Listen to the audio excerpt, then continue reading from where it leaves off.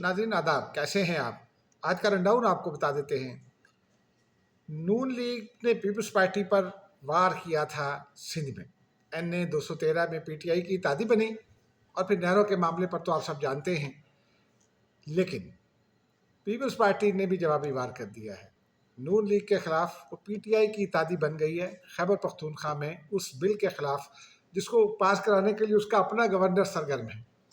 इसकी तफसील पे बात करेंगे। उसके साथ साथ नाज़रीन आपको ये भी बताएंगे कि JUI ने PTI को झंडी करा दी है। किस बात पर, इसकी तफसील देंगे। लेकिन ये भी देखेंगे कि PTI आज भी जमहूरियत पर यकीन रखती है या सिर्फ बस बरसबील तज़किरा ही बात है और मकसद इमरान खान की रिहाई और इक़्तिदार में वापस आना है।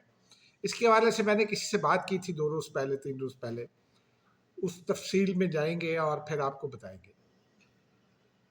उसके साथ साथ नाज़रीन आपको ट्रम्प टैरिफ के हवाले से एक पाकिस्तानी अदारा है, उसका नाम है इकनॉमिक पॉलिसी एंड डेवलपमेंट।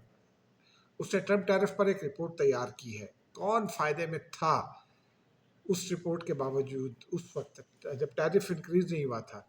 उसकी तफसीलात से आपको आगाह करेंगे। मेरे कॉलीग हैं, मेरे दोस्त हैं, भाइयों की तरह हैं, उनकी खबर है। उनका नाम भी आपको बताएंगे जिनकी खबर है।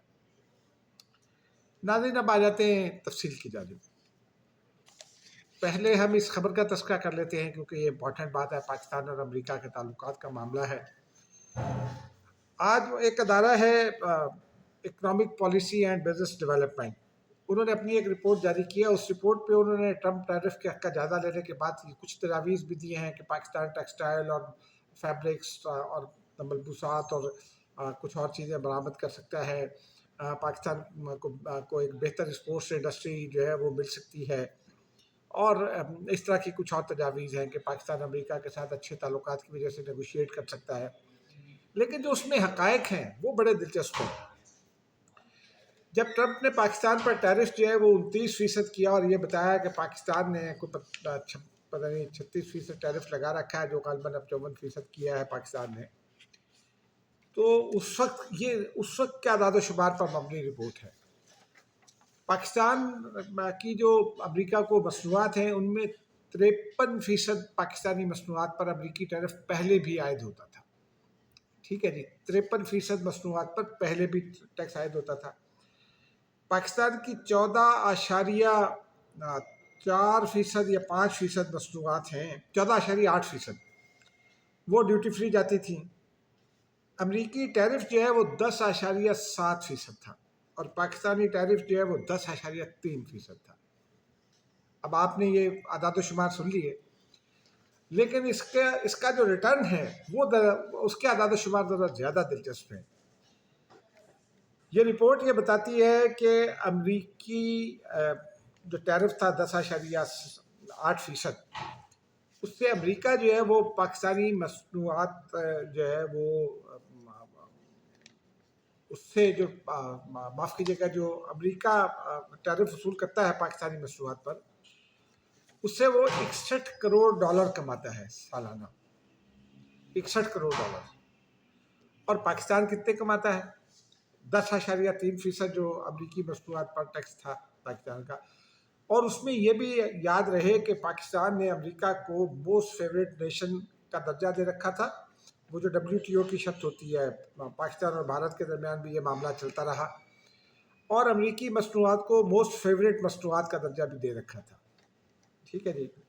और पाकिस्तान इस सब के बावजूद कि 14.8% मसनूआत पाकिस्तान की जो है वो ड्यूटी फ्री जाती हैं, जिसमें ख़ास तौर पर टेक्सटाइल और लेदर गुड्स शामिल हैं, और वो $15 करोड़ पाकिस्तान इससे कमाता है। 15 करोड़ 70 लाख डॉलर, तकरीबन 16 करोड़ कह लें। फ़ायदा किसका हुआ? $61 करोड़ कमाता है अमेरिका। ठीक है, $15 करोड़ को आप अगर रुपयों में तकसीम करें तो शायद वो कोई 15-20 अरब रुपए बन जाएंगे, ज़्यादा बन जाएंगे। लेकिन ये आदाद शुमार हैं उस एक बड़े जो है वो अदारे की जो प्राइवेटली काम करता है और रिसर्च की बुनियाद पर काम करता है। اور پھر وہ ٹرمپ صاحب کہتے ہیں کہ پاکستان نے ہم پر ٹیرف عائد کر رکھا تھا. ٹرمپ کی حکمت عملی نے پوری دنیا کو ہلا کر رکھا ہوا ہے، اور اس کے حوالے سے پاکستان میں جو معاملات چل رہے ہیں یا جو ڈپلومیٹک ایکٹیویٹی چل رہی ہے اس پر کسی وقت بعد میں بات کریں گے. اب آ جاتے ہیں ناظرین، وہ جو شروع میں نے آپ سے بات کی پاکستان پیپلز پارٹی کی جانب. پاکستان پیپلز پارٹی کی خیبر پختونخوا تنظیم کا کل اجلاس ہوا. وہ محمد علی شاہ بادشاہ ہیں جو صدارت کر رہے تھے، صوبائی صدر بھی ہیں. پاکستان پیپلز پارٹی نے یہ فیصلہ کیا ہے خیبر پختونخوا کے چیپٹر نے کہ وہ جو Khyber Pakhtunkhwa mineral and mines بل ہے وہ اس کی مخالفت کرے گی. انہوں نے اس کی مخالفت کا اعلان کر دیا، اس کو مسترد کر دیا اور یہ کہا ہے کہ یہ صوبے کے حق میں نہیں ہے، یہ صوبے کے حقوق کے برخلاف ہے. یعنی پاکستان پیپلز پارٹی نے ایک تو یہ پولیٹیکل ٹرمز میں اگر ہم اس کا تجزیہ کریں تو پاکستان پیپلز پارٹی نے وہ جو نون لیگ کی پالیسی ہے پیپلز پارٹی کو کرش کرنے کی، جو پیپلز پارٹی سمجھتی ہے، اور کچھ ذرائع بھی اس بات کی تصدیق کرتے ہیں. کل ہم نے ایک دوست کے ریفرنس سے آپ کو کچھ تفصیلات بھی دی تھی. تو وہ پاکستان پیپلز پارٹی نے ایک تو اس کا جواب دیا ہے کہ ٹھیک ہے، وہ پنجابی میں کہتے ہیں اینج تے اینج سے، یا اردو میں تو کہتے ہیں جیسے کو تیسا، یا ٹھیک ہے ایسا ہے تو ایسا ہی ٹھیک ہے. تو پاکستان پیپلز پارٹی اب کھڑی ہو گئی ہے. نون لیگ جو ہے وہ پہلے نہروں کے معاملے پر تو وہ کھڑی ہوئی تھی پاکستان پیپلز پارٹی کے خلاف، اور وہ ایک سندھ ورسز پنجاب کی صورتحال بن رہی ہے اس کے نتیجے میں، کیونکہ جو سندھی نیشنلسٹ ہیں وہ بھی بہت سرگرم ہیں. انہوں نے گزشتہ روز ٹرین ٹریک بند کیا تھا، اور پھر اس کے بعد انہوں نے کمال یہ کیا کہ وہ جو ٹرین کے مسافروں تھے اس کے کچھ ڈبوں کے لوگوں میں کچھ کھانا بھی تقسیم کیا، کچھ اجرکیں دی ان کو. لیکن اب جے یو آئی نے بھی اعلان کر دیا ہے کہ وہ جے یو آئی کا اپنا دھندا ہے. وہ جے یو آئی نے بھی اعلان کر دیا کہ وہ سندھ پنجاب بارڈر بند کرے گی. اگلے چند روز کے بعد کا ان کا اعلان ہے. راشد محمود سومرو جو ان کے سندھ کے امیر ہیں، غالباً دو بھائی ہیں، معاف کیجیے گا، راشد محمود سومرو کے صاحبزادے ہیں، ناصر محمود اور ایک اور صاحب ہیں، وہ اعلان کر رہے ہیں. تو اس کا مطلب یہ ہے کہ پاکستان پیپلز پارٹی اور نون لیگ جو ہیں وہ ایک دوسرے کے سامنے آئی بال ٹو آئی بال کھڑی ہیں. لیکن اس میں رانا ثناءاللہ کا بیان جو ہے وہ تازہ ہوا کے جھونکے کی طرح آیا. آج انہوں نے گزشتہ روز انہوں نے یہ بتایا تھا کہ پاکستان پیپلز پارٹی کے بغیر ہم نہیں چل سکتے، پیپلز پارٹی کے بغیر فیصلے نہیں ہو سکتے، قانون سازی نہیں ہو سکتی، پیپلز پارٹی کو اس کا ادراک ہے. لیکن انہوں نے یہ بھی بتایا تھا کہ نواز شریف اور شہباز شریف نے ہدایت کی ہے کہ پیپلز پارٹی کے تحفظات دور کیے جائیں. اور آج انہوں نے شرجیل میمن سے رابطہ کیا. وہ شرجیل میمن سے رابطہ جو ہے وہ چونکہ زرداری ہاؤس میں یا بلاول ہاؤس کراچی میں جن لوگوں کا ایکسیس ہے اس میں شرجیل انعام میمن بھی ہیں، اور وہ ان کا تعلق چونکہ حیدرآباد سے بھی ہے تو وہ ان کی سوچ ذرا کراچی والوں سے ذرا سے ڈفرینٹ ہے. تو اس وجہ سے، اور وہ کرٹیکل بھی ہیں، تو ان کے ساتھ یہ رابطہ کر کے اور یہ بات کو آگے بڑھانے کا فیصلہ کیا گیا. خوشائند بات ہے، دیکھتے ہیں آگے کیا ہوتا ہے. لیکن جے یو آئی کی بات چلیے تو چلیے آپ کو یہ بھی بتا دیں کہ جے یو آئی نے جھنڈی کرا دی ہے پی ٹی آئی کو. ان کی وہ لاہور میں 2 روزہ اجلاس تھا مجلس عمومی کا، مرکزی مجلس عمومی. وہ ایک تو ہوتی ہے نا وہ کیا کہتے ہیں مجلس، وہ جس کو ایگزیکٹو کمیٹی کہتے ہیں، مجلس عاملہ. لیکن یہ مجلس عمومی تھی جس میں مجلس عاملہ کے علاوہ بھی لوگ شامل ہو جاتے ہیں. اور انہوں نے کہا کہ جناب کسی سے اطاعت کرنے کی ضرورت نہیں ہے. جے یو آئی کا موقف یہ ہے کہ پی ٹی آئی نے ہم سے وعدہ خلافیاں کی ہیں، اور پی ٹی آئی نے کہ مسلسل جو یو ٹرنز ہیں وہ اس وقت ان کے جو لوگ ہیں انہوں نے یہ کہا ہے باقاعدہ کہ جو پی ٹی آئی کے یو ٹرنز ہیں وہ اس فیصلے کی وجہ بنے ہیں. کیونکہ پی ٹی آئی نے، ہم نے ان کے ساتھ یہ شرط رکھی تھی کہ آپ کوئی بات نہیں کریں گے اسٹیبلشمنٹ سے، اگر آپ بات کریں گے تو ہمیں اعتماد ملیں گے. لیکن انہوں نے ہمیں اعتماد میں لیے بغیر بات چیت کا اعلان بھی کر دیا، شروع کر دیا. اعظم سواتی کئی بات اعلان کر چکے ہیں، وہ علی امین گنڈا پور کئی باتیں کر چکے ہیں، اور لوگ بھی کر رہے ہیں.